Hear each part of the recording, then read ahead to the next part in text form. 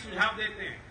मुझे आज भी एक पर्ची में किसान ने सुझाव दिया है कि कैसे कैसे गन्ने की खेती कर रहे किसानों का नुकसान हो रहा है और नीति में क्या परिवर्तन होना चाहिए।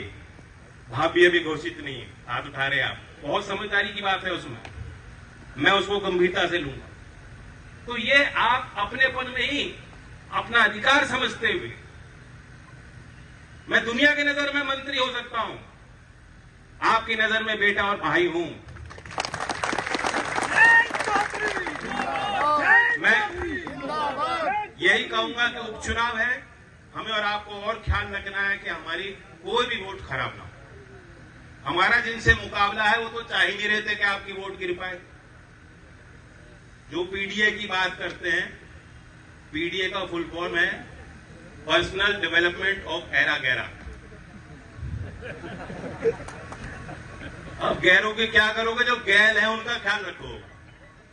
कौन गैल रहा? मिथिलेश पाल आपके टाइम।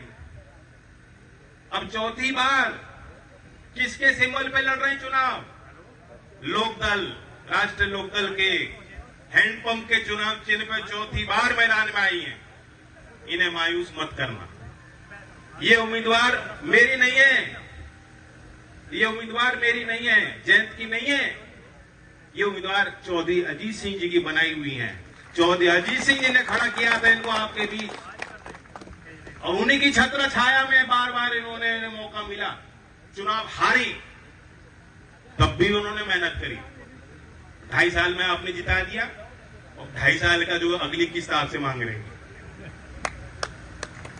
तो मैं यही कहने आया हूं, अब तो मेला भी हमारा स्नान का आगे हो गया। और जो पीडीए की बात कर रहे थे, जो कह रहे थे संविधान खतरे में है, लोकतंत्र खतरे में है, वो नहीं चाह रहे थे कि यहां गांव देहात के लोगों की वोट पड़ जाए।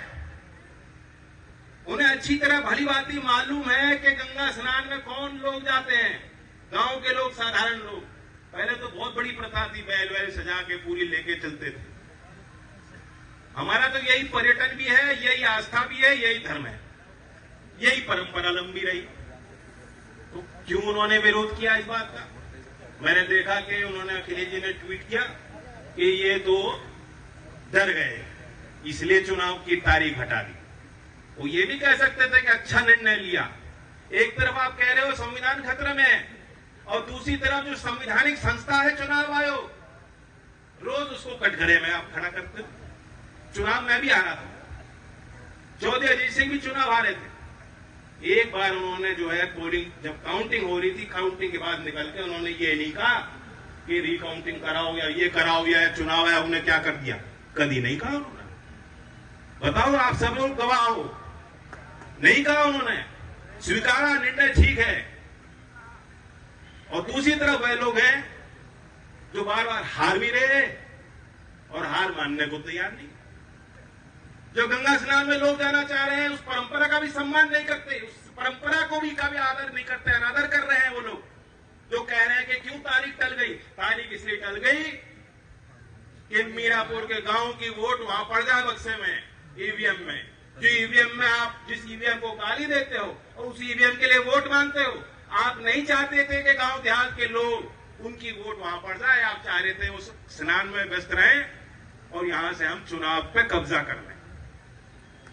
तो चंद लोगों के कब्जे को तोड़ के एक गरीब किसान के घर की बेटी, चौधरी चरण सिंह की पार्टी के और चौधरी अजीत सिंह जी की व्यक्तिगत तौर से नुमाइंदा मिथिलेश पाल आपकी उम्मीदवार हैं।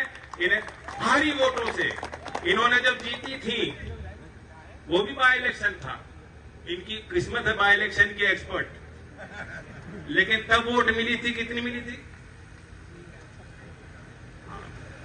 जीत गई थी फिर।